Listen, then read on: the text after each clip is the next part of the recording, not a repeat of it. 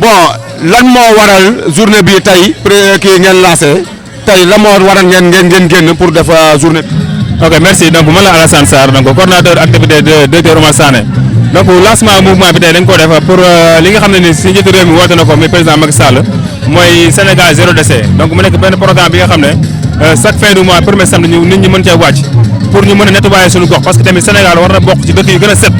am nañu matuwaay bi am na jumtuwaay mais nag implication nit ñi moo des donc mu ñu soññu rek parce que journée ay sensibilisation soññu nit ñi pour ñu mën a génn chaque fin du mois pour mën a nettoyer seen gox donc loolu moo tax tey directeur Oumar Sané donc def lancement fii si goxam donc ñu war ko continuer aussi incha allah rabbi si fekk jëmmi jamono ci yeneen gox yi ñi nga xam ne ñoo nekk si quartier yi bu Médina Gounass. waaw yow sa directeur Oumar Sané xaw nga ci cee laalal tuuti mais dañoo bëggoon nga gën cee xuus tuuti wax ñu ko Oumar Sané ñu xam ko parce que dégg nañu ay activité am na solo biir Guédiawaye. donc directeur Oumar Sané donc moom mooy directeur agriculteur du Sénégal donc mu nekk jeune boo xam ne fii la dëkk si banlieue bi plus particulièrement fii ci Médina Gounass donc dafay étude am jàngee fii donc am fi lu fi am nekk aussi nekkoon avant bien avant sax moo nekkoon directeur régional Diourbel donc boobu fekk na fii ay mbënd la woon dañ doon taa mooy loxo mosul génn si gox bi donc doon assister population ci domaine bu nekk donc ba yàlla def ko nekk dëgg agriculture mu continuer activité yooyu gën ko intensifier sax même si domaine bu ci nekk aussi mu ngi ciy intervenir ci jàpp population am parce que population bi loolu lañ soxla parce que boo xoolee mobilisation yi lu tax ñu am ko jege gu mu jege askanam moom moo tax loolu yàlla def mu am ko moo tax tey jii amuñu problème pour génne askan pour ñu ñëw wuy si ko ci li nga xam mooy lancement bi donc kooku mooy directeur Oumar Sané donc muy directeur agriculture Sénégal. waaw d'accord bon gis nañu Sénégal tàmbali bi dina am solo loolu nit yi dañuy ñëw waaye nag affaire bi du continuer njeexital ba du am solo yéen lan ngeen xalaat par rapport ak yéen jéego ngeen teg pour affaire bi am njeexital. donc jéego ñuy teg parce que tamit comme ni mu koy faral di waxee moom nee na Sénégal donc parfois mu ne yiy njëkk dañuy yàqamti yéen ñu si bëri dañ koy commencement la ñu am mais du am continuité mais moom teg na am benn jéego xam ne teg na ko fi mooy ay quartier bu ci nekk fasal na fa samp ay comité dizaines yoo xam ne incha allah rabbi chaque fin du mois comité yooyu ñoom ñooy animer seen zone ñoom ñooy jug nettoyer seen zone kon bon ba quartier bi Gounass yëpp daj kooku noonu def na ko mais commençant par si sensibilisation bi dañ ko tàmbalee war a continuer aussi ci ay comité de quartier ñu war a wéy liggéey bi chaque fin du mois.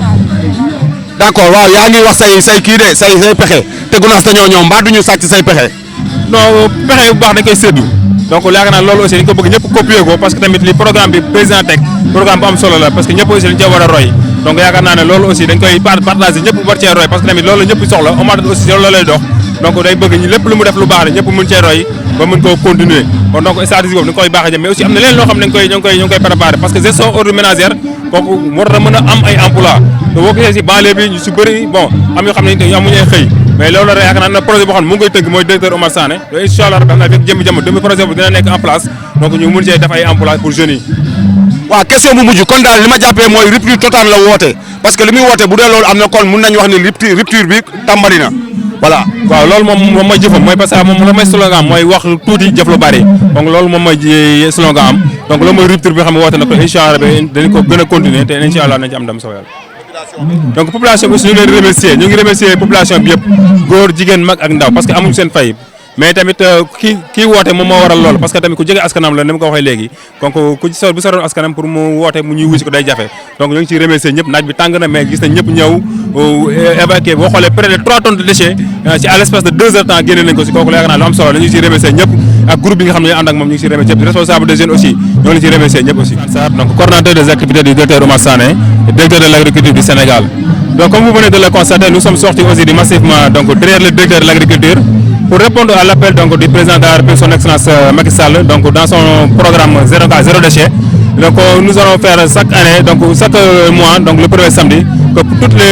toutes les personnes sortent donc pour nettoyer leur quartier donc c'est un programme qui vient à son heure et que le Sénégal aujourd'hui doit être parmi les pays les plus propres de l'Afrique donc c'est pourquoi nous sommes sortis aujourd'hui massivement donc pour nettoyer aujourd'hui c'est une journée de lancement donc que nous allons donc continuer donc dans les deux autres zones du quartier donc notamment le directeur de l'agriculture donc va mettre en place des comités de quartier qui vont continuer le travail dans les différents quartiers de Médina Gounass mais aussi de Djiddah Thiaroye Kao parce que le programme ce n'est pas seulement aujourd'hui c'est dans les autres aussi les autres mois donc ça doit continuer c'est pourquoi aujourd'hui donc nous sommes sortis donc pour lancer cette activité. Il y a une capacité de mobilisation énorme et on a vu ça cela. Que continuez-vous faire pour le futur pour que ça reste pérenne? Donc le directeur Oumar Sané donc c'est un jeune cadre donc qui est habité ici dans la banlieue donc qui a fait ici ses études donc qui était donc le directeur donc de Diourbel avant d'être le directeur de l'agriculture Donc il est très proche de sa population. Donc il accompagne la population dans tous les domaines, aussi bien dans le domaine de la santé, dans le social et ainsi de suite. C'est pourquoi aujourd'hui il n'y a pas de problème donc, pour faire sortir donc, la population. Si tu es proche de la population, vous n'aurez pas de problème donc, pour faire sortir la population. C'est pourquoi aujourd'hui vous avez vu, il y a toutes les couches, les jeunes, les femmes, donc les vieux même sont sortis, même les enfants aussi sont sortis donc, pour accompagner le docteur dans cette journée de lancement. Pour la pérennité de cette activité, donc, il va mettre des comités dans les quartiers donc, pour continuer cette activité. Même il envisage même donc, de faire des projets dans l'avenir parce que qui connaît les déchets, les ordres ménagères, ça procure de l'emploi. Donc il y a des projets en gestation qu'on va mettre en place donc, pour permettre donc, les jeunes d'avoir de l'emploi dans la banlieue. Donc c'est ça. Le mot de la fin. Donc le mot de la fin c'est de remercier donc toutes les personnes donc, qui sont sorties aujourd'hui, répondre donc, à l'appel du directeur sur le programme Sénégal Zéro Déchet. Donc nous remercions tout le monde et nous remercions aussi nos responsables qui sont avec nous depuis le début du programme à faire des réunions pour la réussite de cette activité. Donc nous les remercions vivement au nom du directeur, M. Omar Sane, directeur de l'agriculture. Ok, merci. C'était Guédiawaye Info à Gounass. Bon, vraiment, nous sommes contents de la population gounassoise. Vraiment, ils ont été sympas et prompts. Merci, ok.